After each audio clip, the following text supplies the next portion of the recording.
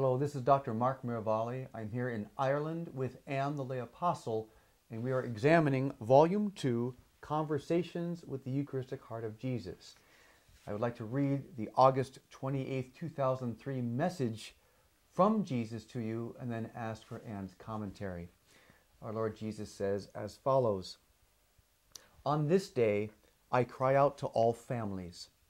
How my Sacred Heart mourns the loss of so many families. My dear ones, we must work together now to strengthen the sacrament of marriage. It is on this sacrament that I base the family.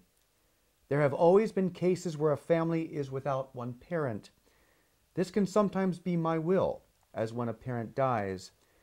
I have my reasons for allowing this to happen, but in most cases, my will involves a man and a woman, united in holy matrimony, bringing up children. My dear ones, I have so many reasons for structuring your lives this way that we could speak of nothing else for days. Let me begin our discussion of families by saying this: I have not changed my will in this matter. Your world would have you believe that both parents are not necessary. Children, this is not the case.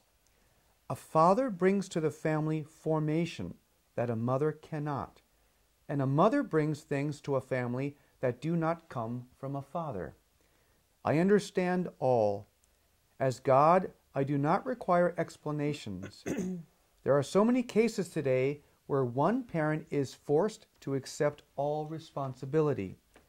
In some cases, this is my will, and I do this because I have decided that one parent is damaging to children.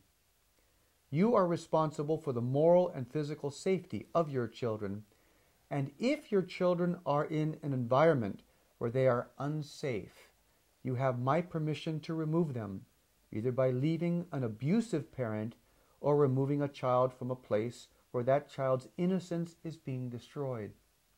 I am with you and give you every guidance in this very serious matter. I want your children protected, and I will help you to do this. There are also cases, though, where a parent simply refuses his or her responsibility. These souls want to be children themselves and seek an extension to their childhood. Dear ones, your childhood is a time of formation. When it is over, you must understand that I expect you to put childish things behind you and spend your time doing my will. If I have gifted you with children, I expect you to parent them with all love, patience, and responsibility. This is your holy duty, and your duty comes first. It is in this way, by the completion of your duty, that you obtain heaven. I want the family supported.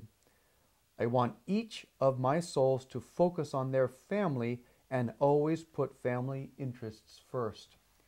Be attentive to your earthly spouse. Consider your marriage as the primary consideration for every decision you make. I have given you your spouse so that you can lead each other to heaven and help each other obtain a higher degree of holiness than you could have obtained without the participation in this sacramental union. So always view your marriage as a holy covenant in which I participate. If you do this, my children, I will have no more concerns about families, because your children will be honored and loved as I intended them to be. A whole catechesis on the holiness of family and married life, and comment on it, if you would, please. I think it's merciful that the Lord talks about single-parent families. He says there's always been situations where there are single-parent families, and He steps in powerfully to compensate when one or the other parent is lacking. This is the Lord, I think, holding the line on everything, but giving us ways to deal with the difficulties that we face. Okay, He says He wants to see a man and a woman united to bring up children. That's his first plan A for us. But He says in that, I have not changed my will. This is the way I've wanted it in the past, and this is the way I still want it. He says a father brings formation to a family that a mother cannot. and vice versa. So the role of the father, it can't be replaced by the mother, and vice versa. You know, we talk very much about, I guess it's complementarity. You know, we need each other to make this whole. Jesus speaks about something very important here, and in this he talks about protecting the moral and physical safety of the children, and he allows for situations where a parent would have to maybe leave a relationship to protect the children. But I want to talk about that. He talks about when the children are unsafe physically. He talks about when innocence is being destroyed. He spoke very seriously when he spoke about that.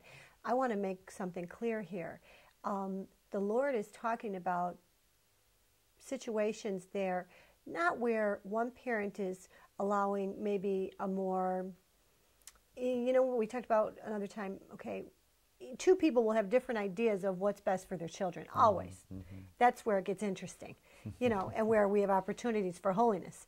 But in this, when he says about innocence being destroyed, he's referring to molestation, situations of endangerment.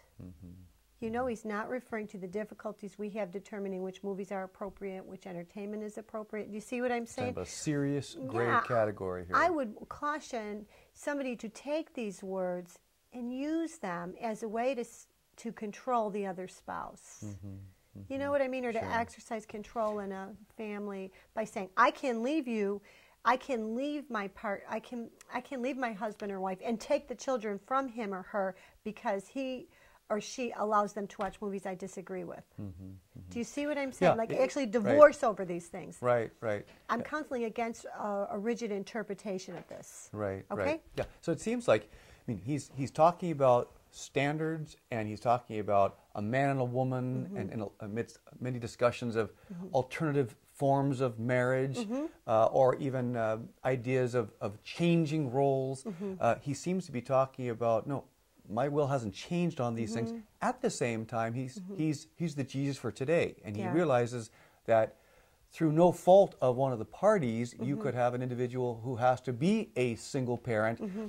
Pius XI said it in 1930. Sometimes one parent will have to be both father and mother because another parent does not make that proper responsible stepping forward. Right. And then the children, the preciousness about Jesus having a special love and protection for the children. Even scripturally, he's rather strong about the millstone for those who go after the children. And so it seems like, again, it's the classic understanding, the biblical understanding of family, but brought to today, and empathy for the particular concerns about today as well.